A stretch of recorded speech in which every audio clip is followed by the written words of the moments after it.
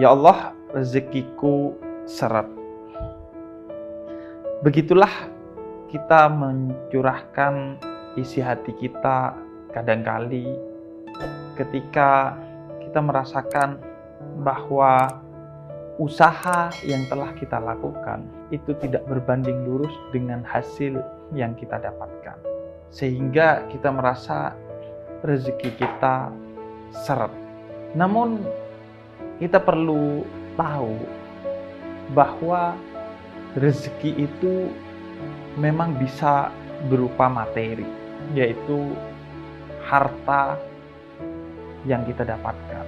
Sehingga tidak benar kalau orang mengidentikan banyaknya harta itu dengan hal-hal yang sifatnya negatif.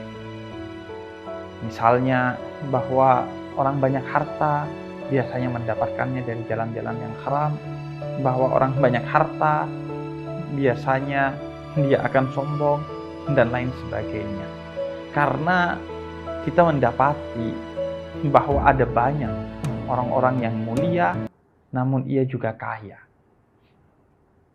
Misalnya Nabi Sulaiman adalah manusia terkaya di muka bumi ini.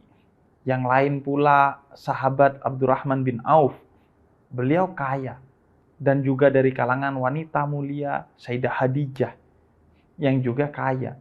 Justru dari harta mereka menjadi mulia salah satunya. Karena harta yang mereka dapatkan dari sumber yang halal ditujukan untuk tujuan yang halal juga. Dan dikelola dengan cara-cara yang halal juga. Rezeki namun tidak selalu dalam bentuk materi atau harta. Rezeki bisa jadi berbentuk sesuatu yang sifatnya imateri. Contohnya, kata Nabi, rezeki teragung itu justru yang bersifat imateri, yaitu iman dan Islam. Itu adalah rezeki yang terbesar yang dimiliki oleh kita. Tidak semua orang mendapatkan iman dan Islam. Hanya orang-orang yang beruntung saja yang mendapatkan nikmat iman dan nikmat Islam. Kemudian rezeki yang juga lebih mulia dari harta, kata Nabi, adalah kesehatan. Karena memang dengan kesehatan, meskipun harta kita tak banyak, namun hidup kita bahagia. Namun tanpa kesehatan, meskipun kita banyak harta, kita tidak akan bahagia. Berapa banyak orang yang punya banyak uang, tapi tidak bisa menggunakan uangnya untuk membahagiakannya lantaran ia tidak sehat. Ia tidak bisa jalan kemana-mana, ia tidak bisa makan seenaknya, ia tidak bisa minum seenaknya. Rezeki juga bisa berbentuk hal-hal lain yang sifatnya bukan materi. Misalnya istri yang solehah, suami yang baik, anak yang soleh dan solehah. Semua itu adalah rezeki yang bisa membuat kita bahagia. Karena itu rezeki tidak selalu identik dengan materi. Bahkan bisa jadi rezeki itu dalam bentuk rasa sakit, kejatuhan, kebangkrutan, dan segala bentuk bencana. Jika memang dengan itu justru kita diingatkan oleh Allah untuk kembali ke jalannya, atau dengan itu kita justru rendah hati dan menjadi hambanya yang mulia. Karena itu para kekasih Allah, yakni para wali dan para sufi, justru khawatir kalau dalam hidupnya ia selalu diberi kenikmatan-kenikmatan yang sifatnya material dan duniawi. Karena mereka khawatir Allah tidak sedang memperhatikan mereka sehingga dibiarkan mereka hanyut dalam kenikmatan itu. Karena seringkali kita lalai kepada Allah lantaran kita mendapatkan kenikmatan. Saat gerimis, kita ingat mantan. Justru saat geluduk, baru kita ingat Allah dan beristighfar. Karena seringkali kita justru dekat kepada Allah saat kita ditimpa musibah. Karena itu musibah bisa jadi jalan rezeki kita. Karenanya mereka, para kekasih Allah itu khawatir kalau tidak ditimpa musibah dalam keadaan yang panjang. Dan mereka berdoa, ya Allah undur ila abdi. Ya Allah, lihatlah hamba-Mu ini. Karena orang yang semakin dekat kepada Allah, justru semakin diuji oleh Allah. Jangan kira kamu dibiarkan mengklaim beriman kepadaku, sedangkan aku tidak mengujimu dengan ujian yang bertubi-tubi. Begitu kata Allah dalam Al-Quran. Karena itu musibah bisa jadi ya rezeki kita. Jika itu adalah bentuk teguran dari Allah yang menyebabkan kita insaf, dan jika itu yang menyebabkan kita semakin dekat kepada Allah. Sebagaimana musibah yang menimpa semua nabi. Di antara yang paling tersohor adalah Nabi Ayub dengan beragam musibahnya yang justru menyebabkan Nabi Ayub mendapatkan kemuliaan karena musibah justru menjadi jalannya untuk selalu dekat kepada Allah. Karena itu kata Imam Az-Zurnuji, jangan kamu anggap bahwa seretnya rezekimu itu karena sesuatu di luar dirimu, melainkan sesuatu itu karena tingkah lakumu sendiri. Sedangkan Allah itu maha memberi rezeki kepada siapapun. Jika mereka yang ingkar kepada Allah, mereka yang kafir, ateis, agnostik, atau apapun namanya, tetap Allah beri rezeki, apalagi kita yang beriman kepada Allah. Sehingga jika ada seretnya rezeki, bisa jadi yang pertama adalah karena kegagalan kita memahami rezeki. Kita anggap rezeki itu hanya materi, sehingga limpahan kesehatan, limpahan iman, limpahan Islam, limpahan kebahagiaan, imateri yang Allah berikan kepada kita, kita tidak hitung itu sebagai rezeki. Padahal itu satu rezeki, dan justru bisa jadi materi yang menyebabkan rezeki itu hilang. Seperti seorang petani yang begitu bahagia menjalani kegiatannya sebagai petani setiap hari dengan segala kebutuhan materi yang tercukupi hanya sekedar pas-pasan, kemudian hilang begitu saja kebahagiaan itu saat seorang raja memberikan hadiah kepada petani itu dengan berkata, ini hadiah 100 dirham. Padahal isinya hanya 99 dirham, dan ketika ia hitung 99 dirham, dia kemudian bingung, yang 1 dirham kemana? Dan itu justru yang menyebabkan ia tidak bahagia. Padahal sebelumnya ketika dia tidak memiliki 99 dirham, dia bahagia. Tapi ketika diberi 99 dirham, dia hilang kebahagiaannya karena berpikir kemana 1 dirham yang hilang. Karena itu salah satu pintu masuknya rezeki, kata Allah di dalam Al-Quran itu adalah rasa syukur. Sebagaimana Allah katakan dalam surat Ibrahim ayat ke-7. Pintu rezeki yang lain, kata Allah dalam surat An-Najm ayat 39, adalah hasil usaha kita. Bisa jadi rezeki tidak datang kepada kita dan terasa serat karena usaha yang kita lakukan belum maksimal. Pintu rezeki yang lain, kata Allah dalam surat Al-Isra ayat 31, adalah anak kita.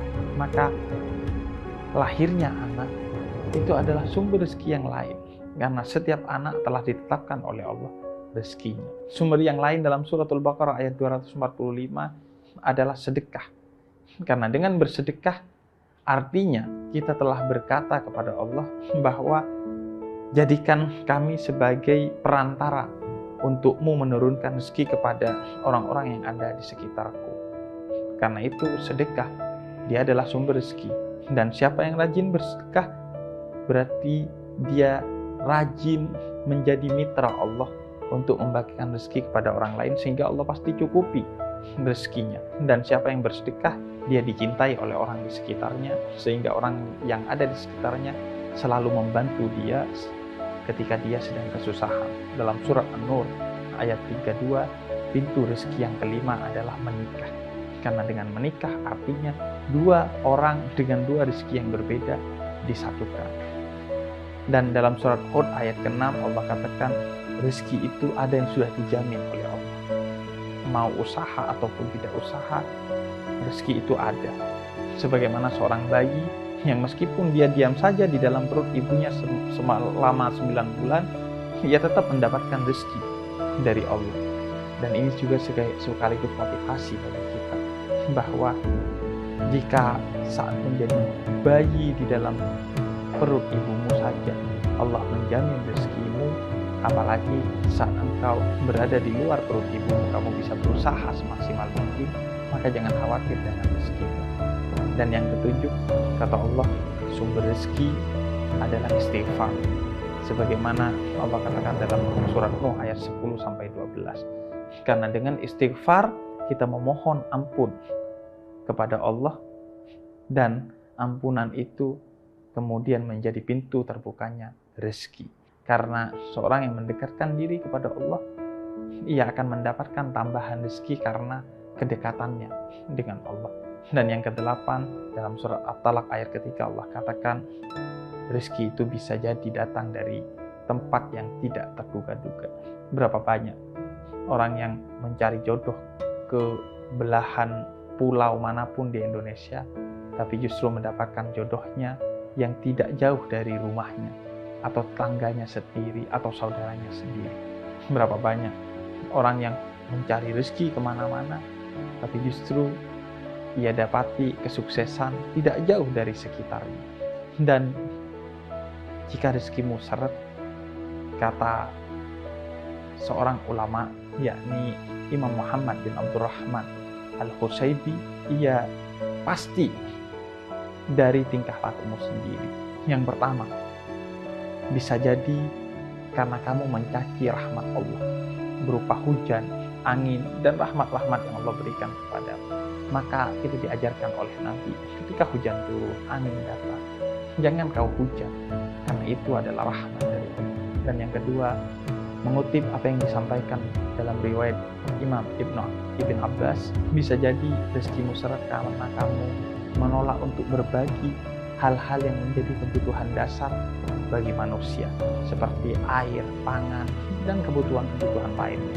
Karena itu berbagilah, karena berbagi justru menjadi sebab rezeki yang Allah berikan kepada kita.